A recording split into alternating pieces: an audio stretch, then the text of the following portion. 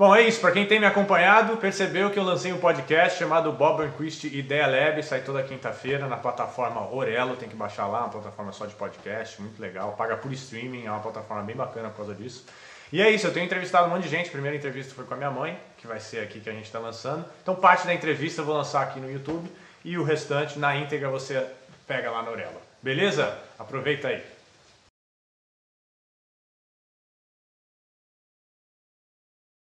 Então aqui mais uma vez, podcast Ideia Lab, meu nome é Bob Burnquist. Hoje é um dia especial porque é o início de tudo, é o começo, é o primeiro episódio. Eu estou falando aqui com a minha mãe, diretamente da Califórnia, Dona Dora. Pô, mãe, que legal, hein? De repente, só uma entrevista para a gente conversar, isso? Tipo, a gente marca a entrevista, não. Aí a gente fala e conversa. Notícias suas é só na televisão, no jornal ou nos podcasts, porque você nunca para. Tá vendo? Por isso que a galera tem que baixar a Orelo para ter notícia minha, porque aí é o podcast Ideia Lab. Não, mas mãe, olha só. Tanto tempo, na verdade, nunca fiquei tanto tempo sem voltar, né, para Califórnia. A gente está aqui, essa pandemia maluca, momento doido que a gente está vivendo como sociedade, e eu estava sempre indo e voltando, quase todo mês, né? Vem para cá, volta para lá. Nunca fiquei tanto tempo num lugar só e nunca fiquei tão longe de vocês, né? A gente está aí quase, foi mais de um ano, né, que a gente não se vê assim pessoalmente. Mas como é que tá aí? Como é que vocês estão? Estamos bem. Tudo maravilhoso, começando agora a primavera, o tempo tá melhor, então tá maravilhoso. Que bom. Né? Isolado na Dreamland. Muito, né? Só isolados, né? Mas é um isolamento, como que eu diria? Um privilegiado, né? Com certeza, né? A natureza. Porque estando ali na sua casa, naquele jardim, que eu criei um jardim, que você ainda vai ver. Sim, tenho visto fotos, quando né? Quando você voltar aqui, você vai ver a mudança. Você vai assustar. Com certeza, muito melhor que se fosse só eu aí. Não, a casa vazia não estava funcionando. Pois é. Não, e dedo verde que você sempre teve, né? Mais ou menos. Mas, mãe, olha só, eu vou falar que, assim, o que eu, né, você ouviu falar do Ideia Lab, do podcast e tal, mas é um projeto novo, justamente depois que, né, essa loucura chegou, eu comecei a fazer, porque, obviamente, eventos presenciais, essas coisas a gente, né, teve que parar de fazer. E aí eu era chamado para fazer entrevista ou fazer uma palestra ou não sei o que, e acabei fazendo uma live, né? E aí nessa live para o Instituto, eu estava conversando inclusive com a equipe do Guga, da Suno, a equipe inteira dele, tinha uns 300, 400 pessoas na live, e a gente estava conversando, geral, assim, normal, né? E dali eu vi que seria bacana continuar fazendo isso, continuar fazendo essas lives, falando com as pessoas, porque, né, já que eu tenho que ficar em casa, né, se a gente pode inspirar de longe, conversar e tal, e aí começou essa jornada, e agora oficializou, e meio que essas entrevistas aqui, né, vocês são os primeiros, né, com quem eu estou falando, do primeiro episódio, da primeira onda aí do podcast Ideia Lab, nessa plataforma que chama Orelo, né, uma plataforma nova de podcast aqui no Brasil, bem bacana e tal. Então, eu fico muito feliz e por mais que eu quisesse estar aí na mesma sala para a gente conversar aí lado a lado, a gente tem a tecnologia do nosso lado para poder conversar aqui à distância. Então, obrigado. A gente está falando de raiz, falando de onde tudo começou antes de eu chegar. Então, eu comecei, né, com a história assim, eu nasci bem depois, né? Mas me fala de você, me fala, né, do seu começo, né? Obviamente que, de novo, eu sei da história, eu não estou procurando saber de informações que eu não sei da minha mãe e do meu pai, mas para vocês saberem um pouco mais da minha raiz, né?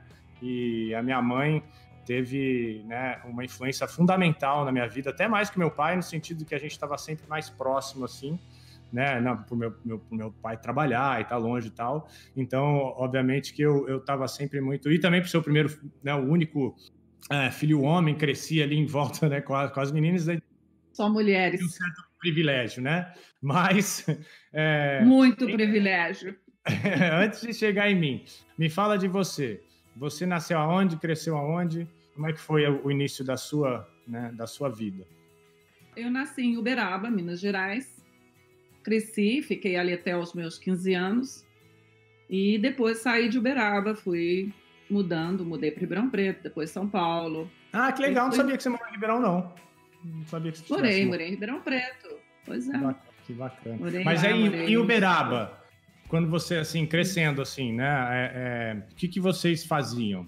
Né? O que eu lembro, assim, a minha lembrança, eu lembro que a gente ia em Uberaba e depois levava a gente para a roça. Eu lembro que você tinha esse cuidado da gente ter uma interação da cidade, mas também, né, com a sua raiz. Isso são memórias bem próximas e bem carinhosas que eu tenho. Mas, assim, Exato. como é que era lá, né, em Uberaba, a vida lá? O que você fazia, né? Comecei cedo, porque perdi minha mãe cedo, né? Então, Com quantos aos 6 anos, a mãe morreu, eu tinha 6 anos, e ela 24. E daí, por diante, a gente acaba tocando uma vida que sozinha, né? Aí eu cresci... Você virou a mãe. Você virou a mãe de casa cedo, né? Eu virei a mãe quando eu tinha mais um pouquinho de idade. Aos 10 anos já estava super responsável por todo mundo, né? E daí, aquela coisa, você tem, né? o quê? Você tem irmã, né? Eu tenho um irmão que seria depois de mim, tenho uma irmã, que é a Doraci, que hoje mora na Itália, né? E o meu irmão mora em Uberlândia. Uberlândia ainda, né? E tenho meu pai, casou a segunda vez, e tenho mais uma irmã, que é a Denise, né? Então, nós, na verdade, somos 3 do primeiro casamento e mais uma do segundo casamento. Então, nós somos em 4. Entendi. E eu lembro de histórias assim, que, né, de Uberaba, eu lembro que tinha muito esse... Né, por eu ter asma e tal, e aí a gente, vamos... Né, fazer uma simpatia, ou vamos não sei aonde. Aí eu lembro que, né, ouvia, né, das histórias assim, de Chico Xavier e de repente de coisas sociais que vocês faziam em volta, né? Como é que era lá a vida em Uberaba, assim, nessa época? O que eram essas histórias aí? Tipo, era de proximidade ali, enfim, né, com fazenda. Como é que era a sua vida lá? Não era fácil. Pois é, eu não imagino que seja, que tivesse sido, né? De forma nenhuma. Mas, né, fui levada, fazia muita arte, como todos nós, né? Ainda bem. Foi muito eu e meu irmão que aprontamos demais. Temos muitas histórias, eu e meu irmão, minha irmã, temos histórias para contar, porque praticamente era só nós 3, né? E eu tinha a minha avó, que a gente cuidava da gente quando ela podia, e enfim, foi uma vida difícil, porque na época Uberaba era uma cidade muito pequena, e então a gente ia para a escola, tinha muito o que fazer, a gente não tinha muito tempo, às vezes, nem para brincar, né? Que tinha muitas responsabilidades, tinha muito o que fazer. Então, mas no tempo que dava, a gente aprontava bem, né? Pois é. Eu fico aliviado, porque senão só eu que... É só história que eu sou teimoso, que eu não sei o quê, que eu sou levado. Olha, Bob, outro dia eu tive uma conversa com a sua irmã Rebeca, ela me disse que você é eu todinho, então, sorry. Então tá, ainda bem. Pô, mãe, então você me dava bronca. Então. O lado doido, maluco, acho que saiu daqui. Mas assim, mãe, vem cá, esse lado da arte, é porque, né, muita gente não sabe, minha mãe, né, tem um dedo de artista, acho que se eu tenho um pouco de artista, tem muito a ver com ela. Mas tô mais parteiro, né, então já vi que você também é arteira, mas você também é artista. Você começou essa vertente da arte depois, foi antes? Da onde veio esse seu lado criativo? A minha infância, aos 9 anos de idade, naquela época você colocava as meninas para aprenderem a bordar, costurar, essas coisas. Então, aos 9 anos de idade, eu já fazia certas coisas, né? Já estava em aulas de bordados. Aos 10, 12 anos, eu fui para um corte de costura. Então, para ganhar uma máquina de costura, eu tive que fazer um vestido com os detalhes super bem feitos para que minha avó me desse um presente, que seria uma máquina de costura. E eu fiz um vestido que ficou muito lindo e ela me deu realmente a máquina. E eu ganhei a máquina de costura. Então, que legal. Lá para os meus 12 anos, eu já fazia roupa para as amiguinhas, as mães davam suporte e trazia, né? E depois também aprendi a profissão de ser manicure, mais pelo fato de que minha mãe trabalhava nessa profissão, eu achava que a gente acaba admirando os pais da gente em certas ideias, e eu entrei nessa de entrar de cabeleireiro, a parte de beauty, né? Cabelo, unha, essas coisas. E eu trabalhei também muitos anos nisso. Me tornei cabeleireira aos 17 anos, eu já era profissional. Mas e eu sempre fui apaixonada por arte, né? Eu gostava muito, eu sempre fui muito interessada. Eu amo cores, então era uma coisa que me fez seguir em frente. E além de cores, eu gosto muito de fashion, de desenhos, de designers. E então tudo isso me levou a trabalhar. E também tinha influências das tias, das primas, que eram todas costureiras. Eram a minha tia Tioná, como você sabe, é uma excelente costureira em Uberaba. E eu ficava sentada ao lado dela, vendo ela fazer aqueles bordados nos vestidos de noivas, né, vestidos de festas. Aquilo eu fui aprendendo, porque eu sou uma pessoa que aprendo muito, olhando muito mais que sentado numa classe. Sentado dentro de uma classe, a repetição daquilo me deixa sentada, né? Mas se eu estiver observando a pessoa fazer, eu consigo aprender muito mais. Eu sou visual, uma pessoa visual e imaginária também, né? Eu sou uma pessoa que imagino tudo antes, eu vejo as coisas do começo ao fim já terminadas. Então, eu consigo ter essa facilidade. Tem um outro detalhe também, que quando menina, papai não sabia o que fazer com nós, ele levava a gente para o trabalho. E ali botava a gente para fazer buraco, para ajudar ele nas construções. Então, tanto eu como o meu irmão ia para lá fazer essas coisas. E aí a gente aprendeu a fazer muita coisa com cimento, como você sabe, que eu mexo com essas coisas, porque eu tenho paixão pelo cheiro da construção. E aí eu e meu irmão, a gente fazia coisas. Papai botava meu irmão, que era pequenininho, no telhado, eu maior embaixo, e jogava a telha para o meu irmão lá em cima. Então, a gente passava o dia dando um pouco menos de dor de cabeça para o papai, porque nessa época a gente devia ter o quê? Meu irmão tinha uns 8 ou 7, eu tinha uns 10, entendeu? Pois é. E aí tirava a gente das coisas que a gente aprontava, né? Porque o papai chegava em casa, não tinha uma parede, e eu e meu irmão reformava a casa. E aí papai chegava e ficava louco com a gente, porque nós mudávamos tudo. Era uma absorção natural, então, assim, você entrava em várias coisas, assim, vai costurar, vai bordar, vou cortar cabelo, vou fazer buraco, era mais coisas que estavam acontecendo em volta, e você entrava nisso e ia espontâneo. E eu aprendia, porque quando eu observava ele fazendo as coisas, o papai na construção, minhas tias nas costuras, né? E fora que os mineiros cozinham muito. Você sabe que cozinhar na minha família é uma guerra. Eu chegando lá, eu não cozinho perto, porque eles cozinham muito melhor do que eu. Mas a cozinha também, a partir de cozinhar, é uma coisa que veio da infância, porque, outro detalhe, eu morava em fazenda, papai, né, às vezes matava uns porcos, vaca, essas coisas, e vinham os vizinhos todos nos ajudarem a limpar, a cozinhar. É uma história mineira, isso existe até hoje, eu acho. Comunidade, né? Meio que trazia. Exato, muita comunidade. E aí, então tem todo esse lado que às vezes as pessoas se confundem comigo quando eu falo eu sei fazer, e eu acho que até às vezes assusto certas pessoas, porque quando eu falo que eu sei fazer, porque eu sei fazer, mas o que eu sei da coisa, eu sei o começo da história, eu sei o fim. Agora, o que eu vejo, por exemplo, hoje trabalhando aqui nos Estados Unidos, principalmente na cozinha, eu percebo que muitas vezes a pessoa vão para as escolas, tem os maiores diplomas lindos, maravilhosos, mas chega no momento você percebe que eles não sabem resolver algumas coisas, como a gente sabe, porque nós estávamos ali.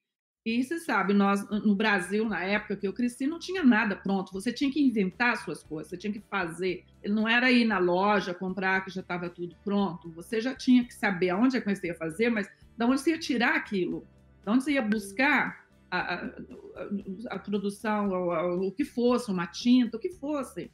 Entendeu? Não era uma coisa tão fácil. Era na prática, né? Praticamente era assim, exato. Você aprende na prática, então fica mais fácil. Geralmente, assim, as pessoas que só fazem a aula, terminam um curso, e não vão na prática, obviamente que você chega engessado. Você pode saber de tudo, mas você fica meio que sem saber o que fazer e só aprende mesmo fazendo. Eu também sou assim, né? Eu busco, eu corro atrás de informações, né? Independente, sou bem, né, como você, como a Rebeca falou, né?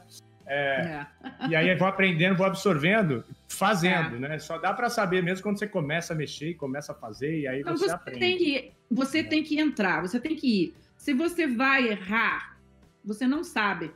Você só vai saber no final, se errou. Aí você vai aprender. Não, na verdade você vai errar. Daquele lado, você não vai entrar mais.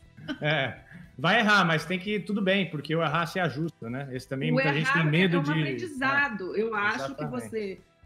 Não é uma coisa, errar, não, mas nossa, mas eu sou inteligente. Não é isso. O errar é você que teve a coragem de ir lá e fazer, entendeu? Se deu certo, foi uma forma de aprender, porque você sabe agora, aquele ali você não vai mais, então vamos mudar aqui, entendeu? Vai para outro caminho. Errar, para mim, é um aprendizado. Mas mãe, legal pra caramba que né, você não tinha esse medo de tentar. Acho que também, obviamente, eu sou do jeito que eu sou, porque é normal, é influenciável, né, da sua personalidade com a do meu pai, com as pessoas à minha volta, né? Enfim, toda essa coisa. Mas uma coisa que, de repente, eu lembro também dessa história, que era assim, vamos falar, nasci, né? Nasci e agora eu tô lá fazendo minha arte, não é só você fazer arte no mundo. Eu cheguei também para fazer arte. Eu já começo me quebrando, né? Acho que não tinha nem sei lá quantos meses de idade, já tinha gesso, né? Qual foi a primeira vez? Quanto? 9 meses? Tá vendo? 9 meses eu já tô com gesso no pé? O que foi isso? Já. Era o quê? Bom, nós morávamos em Copacabana, né? Onde você nasceu, no posto 6, e ali a casa tinha umas camas que elas eram fixas, né? O construtor, o dono da casa fez, nós alugamos, e você resolveu pular de uma cama para outra, porque você não parava. Você precisa. Porra, lógico, óbvio. Bem mais legal do que só ficar numa cama. Mas aí, o que eu não consegui? Eu não passei o gap? Eu não consegui passar? Você passou o gap, você não alcançou a cama. Entendi. E nisso você caiu e virou o pezinho e quebrou, né? Então, para variar, esse foi o meu primeiro, Bob, pronto-socorro com você. Lá vai correndo você com pronto-socorro, botar botinha de gesso e aquela história toda, né? Começou cedo. Não, Bob, foi muito cedo. E a única coisa que acalmava você, que você era pequeno, muito levado, era música clássica. Pô, vou te falar, até hoje eu ouço, eu fico trabalhando aqui, eu coloco música clássica, mas meio que realmente dá uma acalmada e eu fico focado aqui, né? Às vezes eu tô trabalhando até com o Mike aqui, a gente tá resolvendo várias coisas, e aí tá ali rolando a música clássica. Mas por quê? Mas isso todo bebê, dizem que todo bebê, né? Se assim, eu escutava na barriga. Não sei. Você colocava música clássica para mim, é isso? Colocava, porque é o seguinte, o seu pai sempre tocou música para você sabe, né? Sim. Violão, casa, clássico. Como você sempre fez com a Lotus, cantava as musiquinhas que todo mundo já sabe. E dali, quando você estava muito agitado, porque você sempre foi agitado desde bebê, nunca parava para dormir, dormia só durante o dia, à noite não. Aí eu descobri um dia, por acidente, eu adoro música clássica, eu coloquei uma música clássica. Assim que eu coloquei a música clássica, para eu que me acalmasse para poder te cuidar, você parou e ficou parado. Ali eu fiquei olhando o seu rostinho e percebi que você se ligou na música, né? Aí eu falei, uau, que coisa boa, né? O Bob... então daqui pra frente, Bob chorava música clássica no Bob. Era uma maneira de te acalmar. Você ficava calmo escutando a música. Você ficava ali um tempão, numa boa, Mas eu adoro mesmo, né? Muito, né? Eu achei muito bacana. Mas eu também gosto muito. Você escuta muito, eu chegar em casa lá, eu tô lá escutando Beethoven, qualquer coisa, porque é uma maneira gostosa que você tem um silêncio, mas ao mesmo tempo você não fica com o seu pensamento. Eu acho que a música clássica, ela conecta mais a fundo, né? A música erudita mais profundo, ela é mais espiritual, porque primeiro ela não tem um folclore, não tem uma fala, não fala nada, não te associa, é uma coisa que só te leva, né, no emocional. E não é pesado o barulho, Sim, né? Uma coisa que realmente relaxa, né? Eu gosto para desenhar, eu imagino, para também. pintar e tal. Exatamente. Eu também. Mas olha, uma coisa que você tá. Tudo a gente está falando das coisas que você passou para mim, né? Porque é natural, personalidade, essas coisas todas. Mas uma coisa, só me fala uma coisa que você não passou para mim é o seu pavor de altura, né? Tipo, eu sei que isso daí. Não, e eu lembro que você deliberadamente, porque a gente, né? Obviamente, como eu tinha essa, né? Eu era espoleta, como você está falando, né? Sobe aqui, sobe no prédio, vai ali, vai andar. E eu imagino que você ficava nervosa.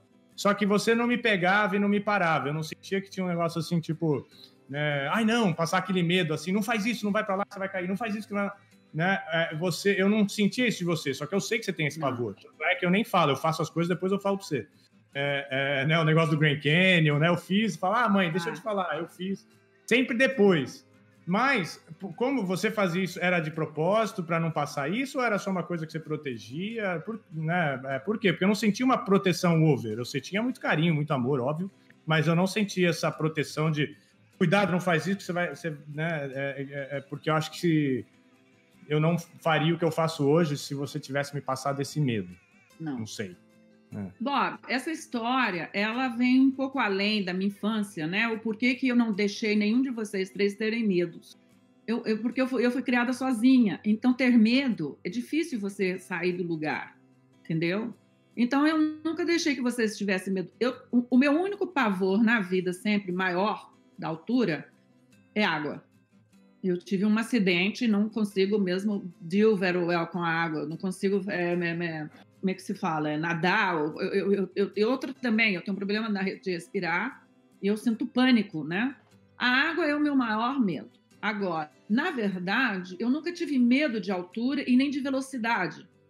Essas coisas vieram com as gravidez, quando você se torna mãe. Ah, sim. Todas as mães que eu conheço hoje em dia, que faziam loucuras, né? Na época, elas passaram a ter medo. O meu medo de altura era porque foi quando nós voltamos ao Brasil e morávamos num prédio muito alto, num hotel chamado Samambaia, e ventava. Então, ali eu tinha sonhos que você ia cair, porque você nunca parava. Então, eu não sabia, eu tinha que ficar 24 horas olhando para você. Mas quando eu dormia, eu acho com o balançar do prédio... E os barulhos? Eu tinha sonhos que as janelas abriam e você caía. E eu me arrastava total para pegar você no ar, segurar, daí vinha a Milena e a Rebeca, e parecia que vocês estavam caindo. Então, aquilo ali me dava um pânico tão grande que nós tivemos que mudar de hotel, que foi onde nós fomos parar no Flat Hotel, no Leblon. Sim. E aí lá era o 4º andar. Entendi. Foi a partir que vocês nasceram, foi o medo. Eu acho que isso é normal nas mães, né? Sim. Agora eu entendi. E eu lembro também de uma história... a galera vai curtir muito, vai me achar muito legal, a minha irmã, nós somos, né, das minhas 2 irmãs e tal. A gente, num desses prédios aí, eu ainda não sei quantos anos a minha mãe vai falar melhor, mas quando eu e a minha irmã, a gente começou a brincar e aí eu me escondi dentro do armário, aí minha irmã foi lá e falar para minha mãe que eu pulei da janela e que eu tô lá embaixo e eu fiquei escondido no armário pra gente ver a reação da minha mãe. Cara, é uma ideia muito legal, uma brincadeira muito bacana que vocês podem fazer, se vocês estão ouvindo verdade, aí, Bob, que é uma brincadeira muito legal fazer com os pais, que você finge que pula, mas não pula, você fica escondido dentro do armário. Agora me fala, mãe, o que é isso, cara? Eu era muito moleque para ter essa ideia, não foi culpa minha, mas lógico que eu joguei junto. Isso foi a Milena, né? A Rebeca ainda mais nova ainda, né? Isso foi a história Eu tava grávida da Rebeca, Bob. Ah, você tava grávida da Rebeca. Então, a mãe tá grávida, espera ela ficar grávida também, aí você brinca. E aí, a Milena me escondeu dentro do armário, é isso? E aí foi lá chamar você e falou que eu pulei da janela. Eu estava sentada na cozinha, eu já tinha dado o jantar para vocês, eu estava jantando, e vocês e a Milena brincando de esconde-esconde, que o apartamento era grande. Aí a Milena inventou de colocar você dentro do meu closet, no meu quarto. E chegou na cozinha fazendo aquela história de criança, né? Chegou para mim e falou assim, mãe, o Bob pulou pela janela. as minhas pernas ali virou uma gelatina, né? Aí eu não conseguia andar. Eu consegui levantar da mesa e chegar até a porta da cozinha, que era a cozinha para a sala, e eu com medo, e a Milena ria e pulava, Bob pulou da janela, Bob pulou da janela, e eu ali tremendo, né? E falei, meu Deus, aonde é que eu vou primeiro, né? Então, o que eu fiz? Eu andei, porque nós morávamos em frente a um bar, tinha um bar, era um bar com armazém, era muito legalzinho onde nós morávamos, na Conselheiro Lafayette. E eu cheguei na janela, no quarto andar, e eu olhei para o bar. Porque se eu visse que tivesse muita gente olhando para cá, eu sabia que eu tinha pulado da janela. Que era a única maneira, porque eu não conseguia andar muito, porque eu levei um escorregão. Você não queria ver, você não quer olhar e ver. E eu não conseguia, não tinha pernas, né? Então eu fui até a janela, olhei, e vi que não tinha ninguém olhando. Quer dizer, não é... Então aí eu parei, falei, é brincadeira de moleque, né? Aí eu respirei... De moleca! Eu não tenho nada a ver com isso. Moleca. Eu era criança. Aí fui buscar... Aí entrei na brincadeira antes de dar bronca, porque não adianta você dar bronca, porque é uma coisa que não vai entrar na cabeça. Aí saí andando, respirando, e aí comecei a procurar você, porque a Milena queria que eu te procurasse. Aí achei você dentro do meu guarda-roupa, eu já tinha escutado você dentro do meu guarda-roupa. Entendi. Mas eu comecei a dar um tempo e você lá dentro. Quando eu abri a porta, você falou para mim, Peekaboo! Eu queria só pegar seu pescoço. Eu queria pegar seu pescocinho, dar uma torcida e jogar pela janela. Jogar mesmo, né? Caramba, cara, essa história quando você contou, eu falei, não acredito que a gente fez isso. Imagina, né, fazendo isso comigo, né, com a gente, mas enfim, né, com os outros é mais engraçado. Você tinha uns 3 anos, acho que você tinha uns 2, 3 anos de idade por aí. Nossa 2 anos, senhora. eu acho. 3. Pô, então ali os pesadelos, né, se tornaram meio realidade ali ao ar. O Bob, ali, os pesadelos, com o primeiro, né, já quebrou o pé, ali já foi outro, mas teve tantos que você deveria receber um troféu de acidente. Você deveria receber um troféu de mãe que aguenta. Não, mas não. Dos que eu levei de você das infâncias, tudo tem, mas você criou um pronto-socorro que eu acho que você deveria receber um troféu de pronto-socorro. Não, eu tô procurando parcerias, inclusive, mãe, aqui mesmo no podcast, já que você falou, a gente procura parceiros na área da saúde, né? Porque você vê aí como minha mãe tá falando, eu tenho essa necessidade real e tenho credibilidade para falar disso. Eu me quebrei com 9 meses, então não vai ter outro, como é que eles chamam hoje em dia? Influencer. Não vai ter nenhum outro influencer com credibilidade de quebrar osso. Então, parceria aí da área da saúde, pode chamar. Vai ser você. Bom, é isso. Espero que tenham gostado da entrevista. Acabamos antes, porque ela está na íntegra lá na plataforma Orelo. Então, baixa lá. É um aplicativo só de podcast, bacana. Você vai ouvir inteiro. Lá é só o áudio, mas aqui disponibilizado no YouTube. Então, é isso. Vai para lá que você ouve tudo.